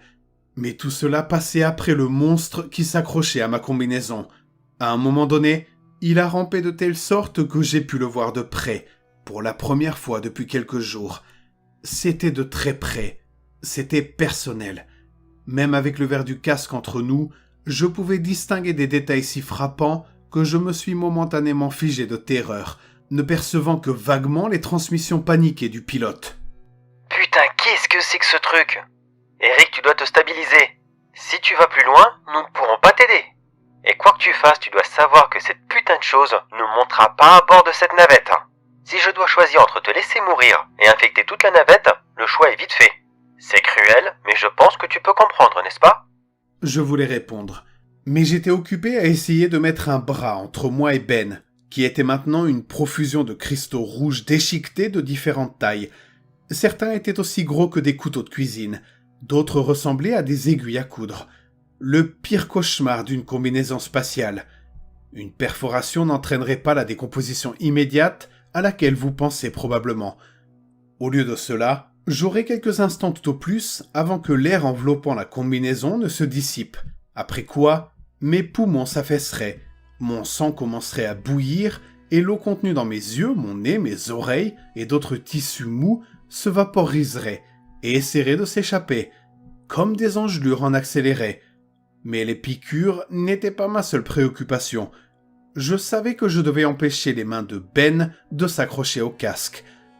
Je ne sais pas si ceux qui l'avaient animé avaient accès à tous mes souvenirs, mais Ben savait certainement comment enlever un casque de l'extérieur. Alors toute ma concentration s'est portée sur l'éloignement de ces vilains petits doigts de mon cou. Une perforation me laisserait encore assez de temps pour retourner à la navette, mais sans casque, je serais condamné à une mort très douloureuse. J'ai donc lutté du mieux que j'ai pu, sachant que tout dépendait de ma capacité à le repousser. Mais Ben était léger comme un insecte, glissant constamment hors de portée chaque fois que j'étais sur le point de lui donner une bonne poussée. Ses doigts pouvaient facilement s'accrocher à la combinaison et ses nombreux petits détails, alors que je n'avais que des gants de cuisine qui n'offraient aucune dextérité. Je n'avais aucun espoir de le secouer de la manière habituelle, mais j'avais un atout, l'inertie. Pendant tout ce temps, nous avions tourné furieusement et cette force de rotation était à peu près la seule chose qui essayait de nous séparer. Jusqu'à présent, je l'avais combattu, mais pourquoi? Je me suis rendu compte au dernier moment qu'il ne me restait qu'une option. J'ai donc enclenché la moitié des propulseurs et j'ai décidé d'aggraver la rotation presque incontrôlée. Normalement, une vrille incontrôlée est l'un de ces scénarios cauchemardesques que tout astronaute redoute. Les êtres humains ont une forme irrégulière et dès que vous commencez à tourner sur plus d'un axe, l'application d'une force supplémentaire risque d'aggraver la situation. Il faut une grande expérience et beaucoup de perspicacité pour corriger la situation. Et même dans ce cas, il n'est pas certain que vous puissiez l'arrêter. Il est plus probable qu'au moment où vous comprendrez ce qu'il faut faire, les forces de rotation vous auront fait perdre connaissance. Et à partir de là, la mort n'est plus qu'à un jet de pierre. Pour moi, c'était la seule chance que j'avais. J'ai donc accéléré la rotation, et j'ai continué à accélérer, et maintenant le bouton enfoncé jusqu'à ce que les forces en jeu tirent Ben de plus en plus vers l'avant de la combinaison. C'est là que l'inertie nous a menés. Deux objets en quasi-symétrie, prêts à se séparer dans des directions opposées à tout moment. Ben a tenu bon plus longtemps que moi. À un moment donné, mes membres se sont affaiblis, ma vision s'est obscurcie, et mes bras sont tombés le long de mon corps, incapables de lutter contre le monstre. Mais à ce moment-là, il a fallu tout ce que Ben avait pour s'accrocher à moi, et il ne pouvait plus attaquer ou tripoter mon casque. Finalement, même lui a dû céder, car la rotation devenait de plus en plus rapide et les forces qui tentaient de nous séparer devenaient trop fortes. C'était comme si toutes les montagnes russes que j'avais connues avaient fusionné et étaient montées en flèche. La dernière chose dont je me souvienne, avant de perdre connaissance, c'est d'avoir vu le visage monstrueux de Ben être projeté dans le vide. Je suis remonté à bord de la navette. Plusieurs hommes et femmes se pressaient autour de moi. Bon sang, t'es vraiment un sacré vénard. J'ai grogné et j'ai regardé la personne qui avait parlé.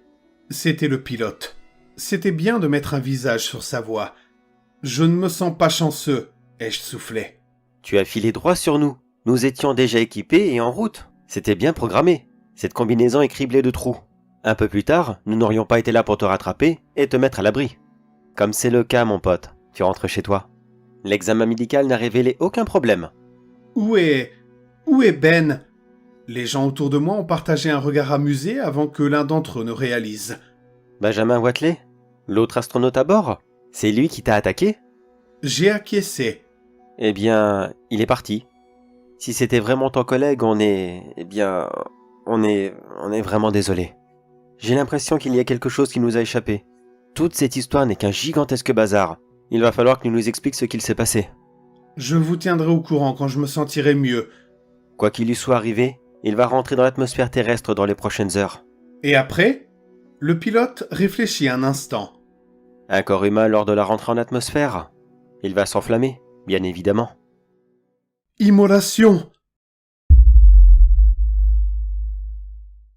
Un objet étrange est tombé de l'espace. Il était là, un fragment de l'univers, fonçant à travers le cosmos. Et j'étais là, à contempler le ciel depuis le confort du toit d'une ferme, construite par mon père au milieu de nulle part. Pendant toutes les années où nous avons vécu à la campagne, rien de remarquable n'est jamais arrivé. Cette pluie de météorites était le point culminant de toute ma vie, et c'est pourquoi, avec de l'émerveillement dans les yeux, j'étais captivé par cette pierre qui tombait, plus brillante que les autres. J'avais tellement envie de tendre la main afin de la toucher. Presque comme une réponse à mon appel, le météore a fait demi-tour et est tombé du ciel comme un faucon plongeant vers sa proie. Je l'ai regardé, étonné, passer au-dessus de moi et s'écraser dans la zone boisée derrière la propriété de mon père. Étonnamment, il n'y a pas eu de bruit, pas d'explosion, uniquement le bruissement des feuilles d'arbres alors qu'il plongeait à travers la canopée de la forêt. Pour rendre les choses plus étranges, je jure avoir vu une lueur rouge émaner de l'endroit du crash, même si elle était assez faible. Une fois le choc initial passé, je suis descendu du toit et j'ai couru dans les bois aussi vite que mes frêles jambes le permettaient. J'avais une idée approximative de l'endroit où la chose avait atterri. Alors j'ai couru dans cette direction en espérant pouvoir rapporter un morceau de roche spatiale comme souvenir à montrer à mon père. Si j'avais de la chance, ce serait un trésor suffisamment excitant pour qu'il ne se mette pas en colère en apprenant que je suis parti seul dans les bois. Je ne pouvais qu'espérer. Finalement, je suis arrivé dans une petite clairière où le clair de lune caressait doucement la terre, me permettant d'avoir une image un peu plus nette de la faune et de la flore qui m'entouraient. J'ai remarqué de nombreux petits animaux qui couraient frénétiquement vers le nord sans raison apparente. J'ai supposé que l'atterrissage du météore avait effrayé les bêtes des environs, et j'ai donc décidé de partir dans la direction opposée. Après peut-être 10 minutes supplémentaires de randonnée improvisée en pleine nature, je suis tombé sur la source de la mystérieuse lueur que j'avais vue auparavant. Ce n'était pas un météore. Là, installé dans un petit cratère sur le sol, se trouvait une sorte de capsule métallique, avec une balise clignotante dépassant de sa surface comme une antenne.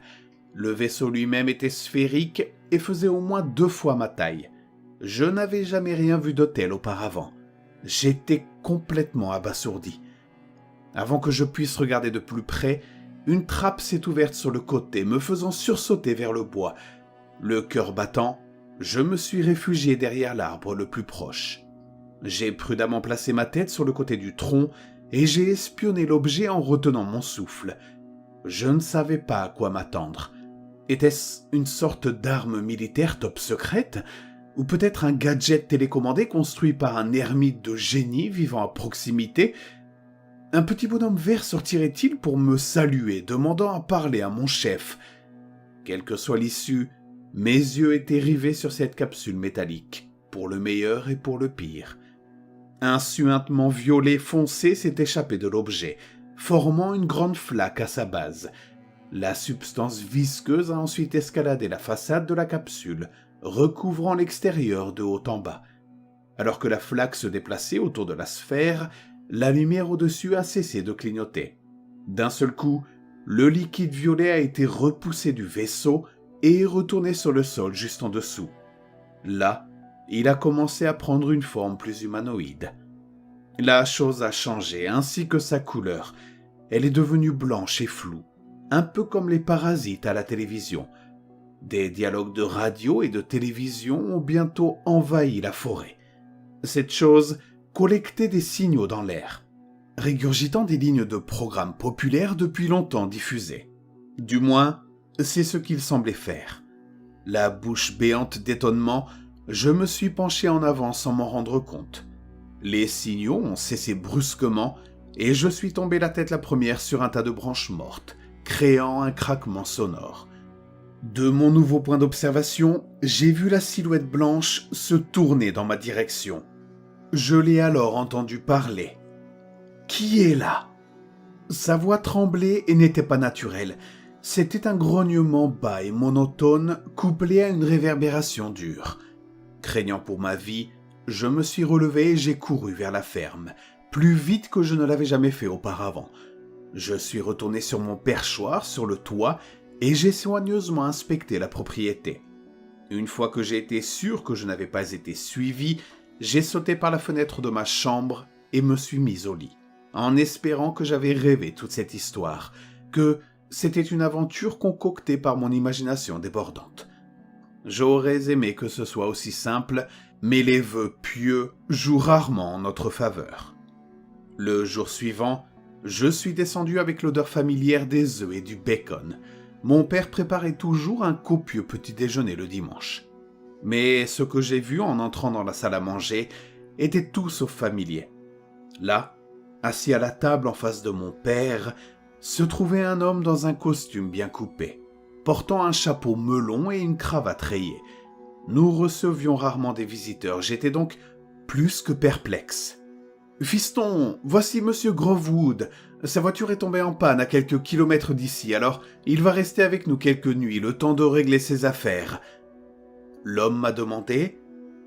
Je suis resté silencieux, perturbé par la présence de l'homme et encore secoué par la nuit précédente. « Il nous paie une somme généreuse pour rester ici, alors tu ferais mieux de le traiter avec respect. » Mon père m'a regardé d'une manière qui traduisait bien son intention. J'ai donc obtempéré. L'homme a souri et je suis sorti en courant pour m'occuper de la ferme. Je ne savais pas pourquoi, mais j'avais soudainement perdu mon appétit. Quelque chose ne collait pas. Comment cet étranger avait-il trouvé la ferme après que sa voiture soit tombée en panne ? Nous étions littéralement entourés par la forêt. De la chance peut-être, mais j'en doute. Je commençais à penser que son apparition le lendemain de l'atterrissage de cette chose dans les bois n'était pas une simple coïncidence. Mais ce n'était pas une théorie que j'avais le courage d'explorer. Après tout, je m'étais déjà convaincu que les événements de la nuit précédente n'étaient rien de plus qu'un mauvais rêve. L'homme serait parti dans quelques jours de toute façon, alors j'ai essayé de ne pas m'attarder dessus. Les 2 nuits suivantes ont été bizarres. Monsieur Grovewood a tenté de regarder une sitcom avec nous pendant le dîner, mais ses réactions n'étaient pas normales. Il semblait confus par le programme et ne riait que lorsqu'il nous voyait rire. Et ce n'était pas n'importe quel rire, sachez-le. C'était un rire bruyant, aux proportions intensément inconfortables. J'étais presque soulagé lorsqu'il a été appelé par un collègue de travail, bien que je n'ai pas entendu un seul mot échangé. Le soir suivant, je suis descendu à la cuisine pour prendre un verre de lait et j'ai trouvé Monsieur Grovewood en train de dévorer un steak cru sorti du congélateur. Je lui ai demandé ce qu'il faisait et tout ce qu'il a répondu était « C'est juste un petit encas de minuit, crois-moi. Un peu de couleur fait du bien au corps. » Inutile de dire que je suis retourné en vitesse dans ma chambre sans mon lait. La nuit dernière, cependant, c'est là que j'ai vraiment eu peur. En passant devant la chambre d'amis pour aller à la salle de bain, j'ai entendu Monsieur Grovewood au téléphone. Cette fois-ci, il a très clairement parlé. Monsieur Grovewood a dit « Avez-vous reçu les informations que je vous ai transmises ?» Quelqu'un a parlé au téléphone. Monsieur Grovewood a répondu « Oui, c'est le langage que nous devons utiliser à partir de maintenant. Nous devons éviter les soupçons et nous fondre dans la masse. » Il a continué. « C'est un endroit charmant, riche en minéraux, en eau et en forme de vie. Vous et les autres allez vous plaire ici. » Puis il a poursuivi. « Tant que vous êtes prêts, il n'y a pas de retour en arrière possible. Ce sera notre nouvelle maison. » Puis il a fini la discussion par « Pas besoin. Pourquoi gaspiller du matériel dans le transport quand je peux vous téléporter instantanément ? J'ai 2 vaisseaux ici, prêts à être utilisés.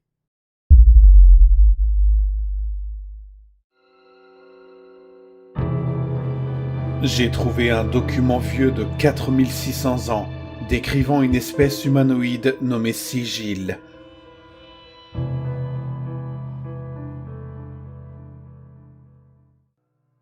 J'ai fait des recherches sur la Mésopotamie toute ma vie.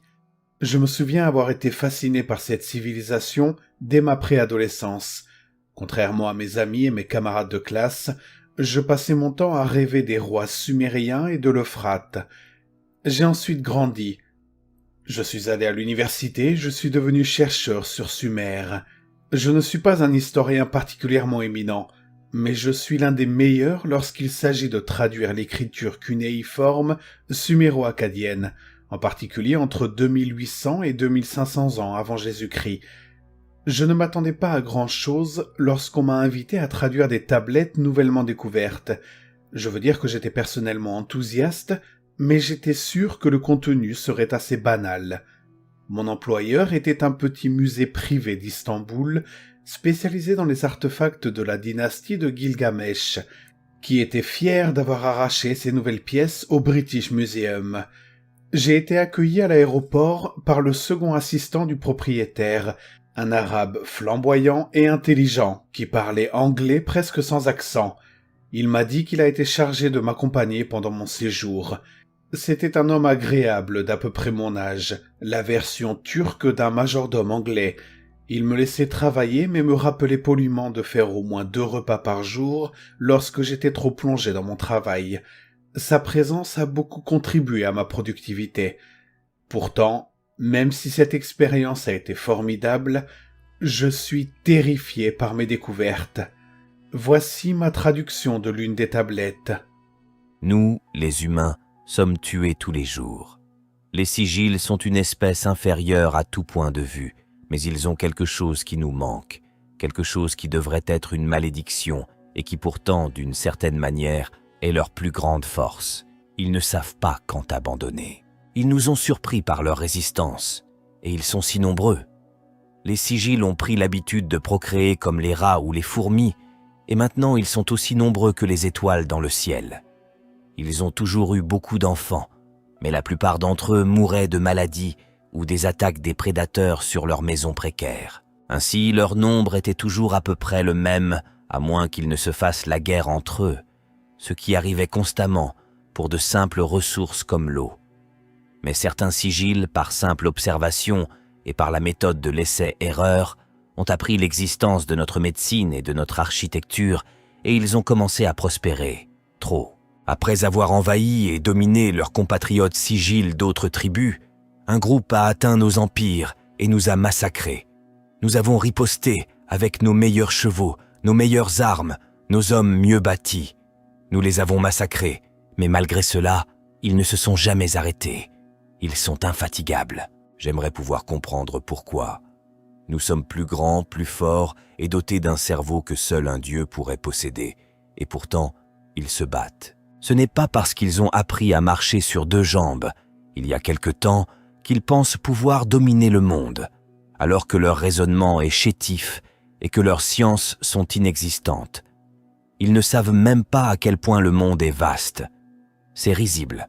Comme leurs ancêtres, même les hominidés inférieurs, leur vie ne vaut qu'après la procréation, de sorte que leurs enfants morts avant l'âge de l'accouplement sont inutiles et oubliables. Cette primitivité est ce qui m'enrage le plus chez eux. Le sigil veut nos autres secrets, notre roi. Ils veulent être nous. Fatigué de voir mes sœurs et mes filles mourir, j'ai honte d'admettre que j'ai eu peur et que j'ai tendu la main au roi. Je lui ai conseillé de conclure un accord avec le sigil. Au début, il a refusé. Mais après avoir versé beaucoup de notre sang, et alors qu'il ne restait plus que quelques centaines d'entre nous, notre roi Gilgamesh a finalement décidé de se rendre à l'espèce inférieure pour que le reste d'entre nous soit en sécurité. Nous nous sommes retirés dans notre cité souterraine et avons vécu en sécurité pendant des générations. Le roi resterait avec eux à la surface pour les gouverner et développer leur société, et resterait avec eux pendant exactement 4560 ans avant que nous ne reprenions farouchement notre monde. Bien sûr, ils ont accepté, Ils ne comprennent même pas combien de temps cela représente. Mais ce n'est pas beaucoup pour nous. Nous ne mourrons jamais. Nous renaissons simplement dans un nouveau corps, sur une nouvelle génération, chaque fois plus sage, plus fort, plus pur. Nous nous installons dans notre forteresse au plus profond de la terre à la fin du prochain mois d'Ara, Adar ou Arku. Cette fois, nous ne ferons pas d'erreur. Nous surveillerons les sigils en permanence et nous apprendrons tous leurs secrets. La prochaine fois, nous n'aurons aucune faiblesse. Comme ils ont failli le faire avec nous, nous les détruirons tous sans pitié. J'ai été choqué de réaliser que nous sommes les sigils. Une civilisation bien plus avancée que nous vit sous terre, sur cette planète, à l'heure où vous écoutez ce message. Grâce à des tests chimiques, l'expert du musée a pu déterminer l'âge de cette tablette avec une précision incroyable. Le calendrier sumérien est très proche du calendrier grégorien que nous utilisons aujourd'hui. Il comporte 12 mois, alternant entre 29 et 30 jours. Un 13e mois de 33 jours, appelé Ara Addaru Arku, n'apparaît que tous les 3 ans. Il a été ajouté pour compenser le décalage.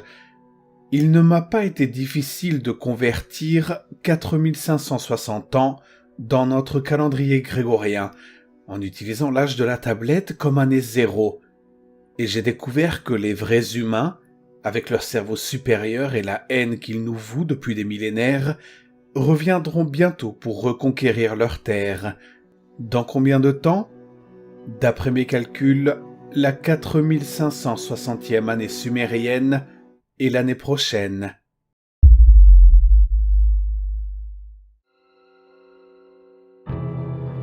Le télescope James Webb a découvert quelque chose de terrifiant dans l'espace lointain.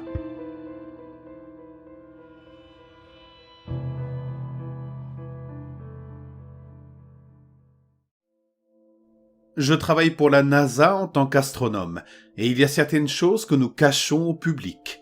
Non, la Terre n'est pas plate, et les extraterrestres ne contrôlent pas le gouvernement. J'aimerais bien que ce soit le cas, car la vérité est bien pire. En 1993, le télescope spatial Hubble a vu une étoile disparaître. Elle ne s'est pas transformée en supernova ou n'est pas morte naturellement. Elle s'est simplement éteinte en l'espace de quelques minutes. Cette étoile était déjà trop faible pour être observée à l'œil nu, et les télescopes terrestres avaient du mal à la distinguer parmi les étoiles environnantes, de sorte que l'événement n'a pas été largement connu du public. À l'époque, nous pensions que l'explication la plus probable était qu'un nuage de poussière interstellaire avait dérivé entre la Terre et l'étoile, la masquant à la vue. L'incident a été noté, puis oublié. En 2007, 2 autres étoiles ont disparu. Les circonstances de cet événement sont beaucoup plus préoccupantes. Les 2 étoiles en question faisaient partie d'un système binaire, orbitant l'une autour de l'autre à une distance assez proche. Si un nuage de poussière interstellaire était à nouveau en cause, les 2 étoiles auraient semblé disparaître simultanément, ou presque. Au lieu de cela, les 2 étoiles se sont éteintes individuellement sur une période de quelques minutes, séparées par un intervalle d'environ 8 heures. Ce système binaire se trouvait également à environ 15 années-lumière plus près de la Terre que l'étoile qui avait déjà disparu en 1993. Après un examen minutieux de millions d'images Hubble, 2 autres étoiles ont été identifiées comme s'étant éteintes en 1995 et 2002. Elles se trouvaient toutes dans le même voisinage stellaire, à quelques années-lumière seulement l'une de l'autre. La seule conclusion que nous pouvions tirer était qu'une influence inconnue, se déplaçant à une vitesse proche de celle de la lumière, enveloppait ou détruisait ces étoiles. Malheureusement, Hubble n'était pas assez sensible pour nous en dire encore plus. Le télescope spatial James Webb a été mis en service il y a quelques mois. Même si les canaux officiels vous diront qu'il est encore en phase de test, nous collectons activement des données depuis le début du mois de février. L'une des premières choses que nous avons faites a été d'orienter le télescope vers les régions de l'espace occupées par les étoiles disparues. Si elles étaient bloquées par des nuages de poussière, un espoir que certains d'entre nous conservaient, la sensibilité accrue du télescope aurait pu permettre de les traverser et de confirmer que les étoiles étaient toujours là. Malheureusement, nous n'avons pas eu cette chance. Les 3 premières étoiles qui avaient disparu étaient toujours complètement sombres. Les détecteurs d'ondes gravitationnelles ont cependant rapidement trouvé quelque chose d'étrange. Dans tous les cas, non seulement les masses stellaires étaient toujours présentes, mais la quantité de masse avait même augmenté. Des observations plus sensibles ont également permis de détecter une sorte de corde ou de toile, s'étirant dans l'espace et reliant ces étoiles désormais invisibles. Lorsque nous avons orienté le télescope vers le système binaire disparu en 2007, qui était le point le plus proche où ce phénomène avait été observé jusqu'à présent, il restait enfin suffisamment de rayonnement ambiant du spectre électromagnétique pour tenter une lecture au spectromètre de masse. Si vous ne le savez pas déjà, la spectrométrie de masse est un procédé incroyablement utile. En mesurant les modèles de longueur d'onde lumineuse émises ou réfléchies par un objet, nous pouvons obtenir des tonnes d'informations utiles, telles que sa température, sa vitesse et la direction de son mouvement, ainsi que sa composition chimique. Or, les données obtenues sur les étoiles binaires n'avaient aucun sens. Tout d'abord, elles étaient froides, presque aussi froides que le milieu interstellaire environnant. Quoi qu'il soit arrivé à ces étoiles, elles se sont complètement éteintes ou ont empêché leur lumière de s'échapper. Les lignes d'émission renvoyées par le spectromètre de masse sont cependant très surprenantes. Plusieurs éléments familiers, tels que l'hydrogène, le carbone, l'azote, l'oxygène et le magnésium, ont été identifiés, mais ils étaient peu nombreux.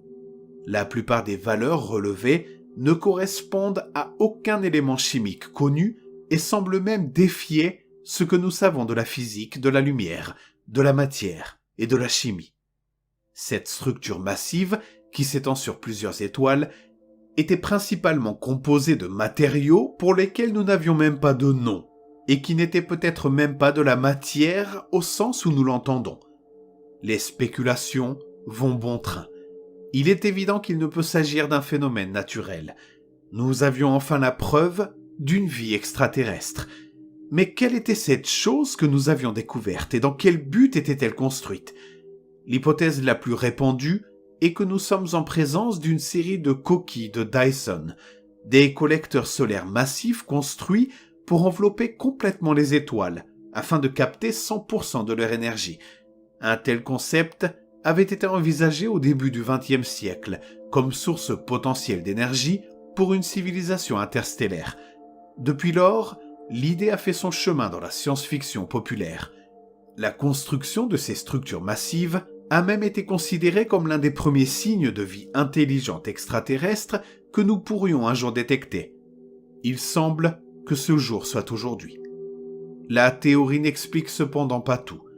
Tout d'abord, il y a l'impossible vitesse à laquelle les étoiles sont recouvertes. Construire une coquille de Dyson à partir de rien en quelques minutes dépassait même les spéculations les plus folles des scientifiques et des auteurs de science-fiction. Ensuite, il y avait les mystérieux filaments qui reliaient les coquilles sur des distances de plusieurs années-lumière. Personne n'avait la moindre idée de l'utilité de ces filaments, ni même de la manière dont ils pouvaient être construits. À la NASA, tout le monde était fasciné par ce mystère. Avec le recul, nous aurions peut-être mieux fait de ne jamais découvrir la vérité. Il y a moins d'un mois, le télescope James Webb a détecté une série de bouffées d'énergie inhabituelles émanant de l'espace interstellaire. Ces explosions se produisaient à la périphérie d'un système stellaire situé à environ 12 années-lumière du système binaire disparu en 2007. En braquant le télescope sur ce système, nous avons rapidement constaté qu'il ne s'agissait pas non plus d'un phénomène naturel. Les signatures énergétiques, qui clignotent encore par intermittence, correspondent à ce que l'on attendrait d'explosions thermonucléaires et d'explosions à base d'antimatière, ainsi que de plusieurs autres types d'énergie que nous n'avons pas pu identifier. Ces explosions, bien qu'elles ne soient pas encore visibles à l'œil nu sur Terre à cette distance, étaient d'une magnitude absolument extraordinaire, facilement des milliards de fois plus puissante que n'importe quelle bombe atomique que l'humanité pouvait concevoir. Après avoir expérimenté les réglages du télescope, nous avons pu obtenir une image plus claire de ce qui se passait. L'extrémité de l'un des filaments interstellaires qui relie le système de Dyson traversait le nuage d'Oort du système stellaire lointain et s'approchait de son soleil. Et ceux qui vivaient là se défendaient. Leurs armes ont réussi à ralentir l'avancée de l'objet, en brisant, en cassant et en vaporisant des morceaux de la taille d'une planète. Mais l'objet semblait se reconstruire presque aussi vite qu'il était détruit. Après moins d'une semaine, les explosions se sont arrêtées. Il semblerait qu'il soit à court de munitions. Dans le vide interstellaire, nous savions que ces objets se déplaçaient à une vitesse proche de celle de la lumière. Mais lorsque nous l'avons observé s'approcher du système stellaire interne, sa vitesse a ralenti alors qu'il grossissait, se préparant à dévorer l'étoile du système. Nous avons rapidement orienté les miroirs du télescope vers le soleil condamné. Nous étions sur le point de voir cette chose, quelle qu'elle soit, détruire une autre étoile, mais en temps réel. Nous avons tous retenu notre souffle en regardant l'image projetée de l'étoile de la séquence principale, légèrement plus grande que notre propre soleil. Au début, rien ne semblait se passer, mais bientôt une petite ombre est apparue sur le bord de l'orbe lumineux, bientôt suivie d'une autre ombre, puis d'une troisième. Les ombres commencèrent à converger, formant un motif étrange et pourtant familier, alors qu'elles bloquaient la lumière de l'étoile. « Qu'est-ce que c'est ?» s'étonne l'un de mes collègues. « On dirait presque... » Mon collègue marque une pause, comme s'il craignait de prononcer le mot suivant de peur d'être ridiculisé. Je n'ai pas eu cette hésitation. « Des feuilles !» dis-je d'une voix monocorde. La situation était bien trop incroyable pour exprimer une quelconque réaction émotionnelle, même celle d'un choc pur et simple. « Elles ressemblent à des feuilles !» ai-je dit. Nous avons observé pendant quelques minutes un réseau de contours ombragés, correspondant aux formes familières de feuilles oblongues et de fines lianes, qui ont commencé à effacer la lumière restante de l'étoile lointaine. À ce moment-là, tout le monde dans la salle avait compris la vérité. Le phénomène que nous suivions depuis tant d'années n'était pas une mégastructure extraterrestre hyper avancée. L'hydrogène, le carbone, l'azote, l'oxygène et le magnésium, bref, quelques-uns des rares éléments familiers que nous avions détectés, ce sont tous des composants de la chlorophylle. C'était une plante. Une énorme plante qui s'étendait sur des années-lumière. Et tout comme les plantes terrestres, elle recherchait la lumière pour se nourrir. Les filaments reliant les étoiles à travers l'espace interstellaire étaient des tiges, des branches. Elle se développait en direction des étoiles les plus proches qu'elle détectait, les enveloppait complètement et poursuivait son chemin. Toute vie habitant les planètes en orbite autour de ces étoiles mourait de froid, ou pire encore. Il était possible que la plante dévore ces planètes pour augmenter sa masse. Tout le monde est resté silencieux pendant que le télescope continuait à recueillir des données. Finalement, après ce qui a semblé être une éternité, un jeune astronome a pris la parole depuis le fond de la salle, s'adressant à notre superviseur. « Monsieur, nous avons commencé à détecter la formation d'une autre vrille qui quitte le système. Son vecteur est... » dit-il. Il n'avait pas besoin d'en dire plus, mais il l'a fait quand même. « Elle se dirige directement vers notre soleil. » Le superviseur a répondu d'un air sombre. « Combien de temps avons-nous » Le jeune astronome lui a répondu. « D'après le décalage temporel, la distance, les propriétés relativistes et les vitesses précédemment observées de cette chose, j'estime qu'il ne nous reste pas plus de 27 ans, monsieur. » 27 ans.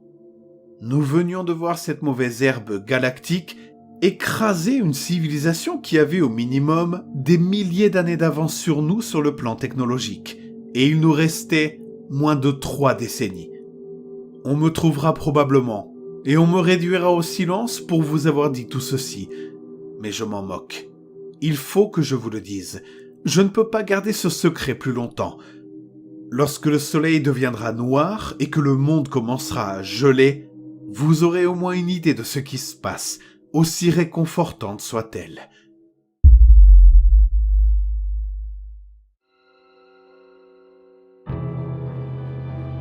La disparition des riches et des puissants.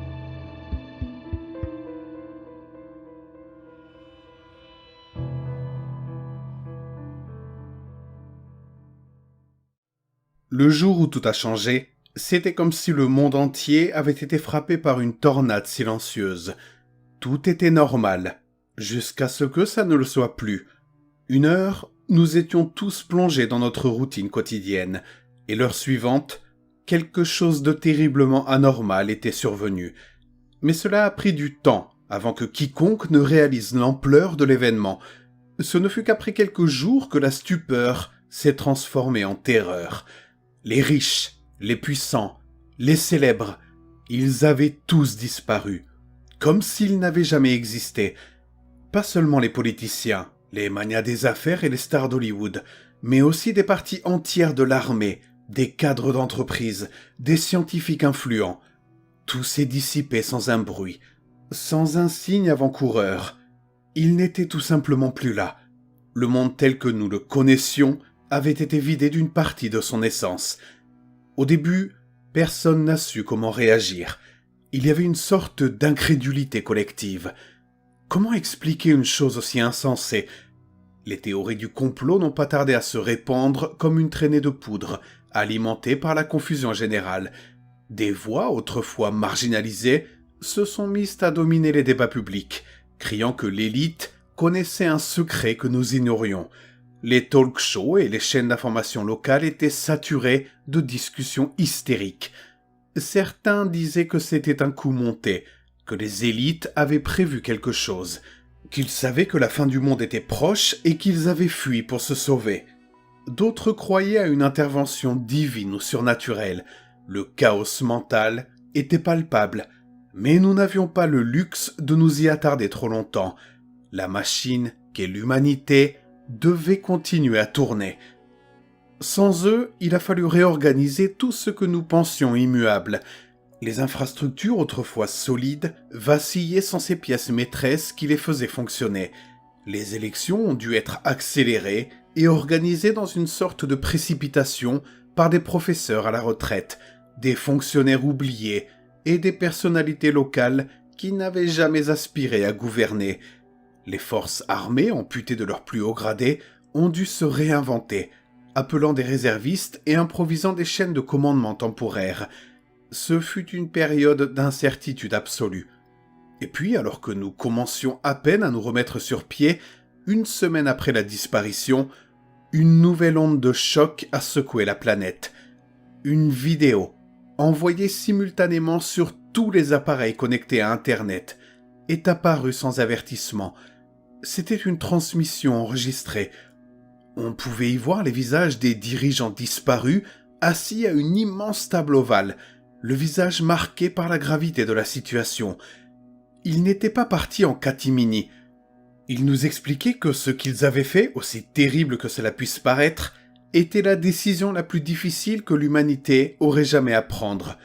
Leur voix était lourde de regrets, mais résolue. Une menace venue d'ailleurs approchait, une race extraterrestre, agressive et bien décidée à en découdre avec l'humanité. Nos gouvernements avaient eu vent de leur arrivée depuis quelque temps déjà, et avaient décidé que la seule issue possible était d'assurer la survie de l'espèce. Ils avaient choisi de se sacrifier, ou plutôt de nous sacrifier, pour préserver ce qu'ils considéraient comme essentiel. Les plus brillants, les plus influents, ceux qui, selon eux, étaient dignes de reconstruire l'humanité après l'invasion. Les mots qu'ils prononçaient résonnaient de manière grotesque. Il y avait quelque chose d'obscène dans leur tentative de se présenter comme des héros tragiques. Ils disaient que notre sacrifice ne serait pas oublié, que l'humanité se souviendrait de nous comme des martyrs silencieux ayant permis à l'élite de survivre. Ils n'ont pas montré de remords, juste une conviction froide que c'était la meilleure chose à faire. Et sur ce, la vidéo s'est terminée. Ils nous avaient abandonnés. L'élite mondiale vient d'abandonner des milliards d'êtres humains. Cette révélation avait de quoi faire sombrer le monde dans une folie encore plus grande que celle qui l'avait envahi depuis la disparition. Des manifestations ont éclaté dans toutes les grandes villes. Des factions ont commencé à se former, certaines prônant la vengeance, d'autres cherchant des explications plus pacifiques. Mais avant que la situation n'atteigne un point de non-retour, les envahisseurs sont arrivés. Nous avions à peine eu le temps de digérer ce que nous venions d'apprendre, et déjà nous nous préparions à la guerre. C'était une guerre que nous étions sûrs de perdre. Nous savions que nos armes et nos armées ne seraient pas de taille à une race extraterrestre capable d'effrayer nos dirigeants, au point qu'ils choisissent de fuir. Les sirènes ont hurlé, les bunkers ont été ouverts, et les populations ont commencé à être évacuées vers des zones plus sûres. Mais le combat n'a jamais eu lieu. Quand les extraterrestres ont finalement fait leur entrée, ce n'était pas avec la fureur de conquérants avides de destruction, mais avec une proposition inattendue, une seconde chance. Ils nous ont expliqué qu'ils nous observaient depuis des siècles. Ils avaient vu notre planète évoluer, nos civilisations croître, et avec le temps, ils avaient cessé d'apprécier ce qu'ils voyaient. Notre élite, disaient-ils, avait perdu toute humanité. Ils avaient fait une expérience, un test pour voir jusqu'où nos dirigeants étaient prêts à aller pour se sauver. Et comme prévu, ces derniers avaient échoué. Ce qui est arrivé ensuite était encore plus surprenant. Après que nos dirigeants ont fui, croyant échapper à la destruction, les extraterrestres les ont tous massacrés. Pas de pitié, pas de procès, juste une exécution sommaire. Pendant une semaine, ils nous ont laissés seuls, nous observant, probablement curieux de voir comment nous allions réagir. Et puis une semaine plus tard, ils sont revenus, non pas avec des armes, mais avec la proposition de reconstruire. Leur aide n'était pas matérielle, pas de technologie avancée ou de solution miracle, non. Ils voulaient simplement nous inspirer en nous montrant encore et encore des images brutales de la fin de notre élite. Le message était clair. Faites mieux ou vous suivrez le même chemin. Aujourd'hui, nous sommes en train de nous reconstruire, pas à pas, en essayant de faire mieux. Nous ne savons pas si nous y parviendrons, mais une chose est certaine, nous n'avons plus d'autre choix.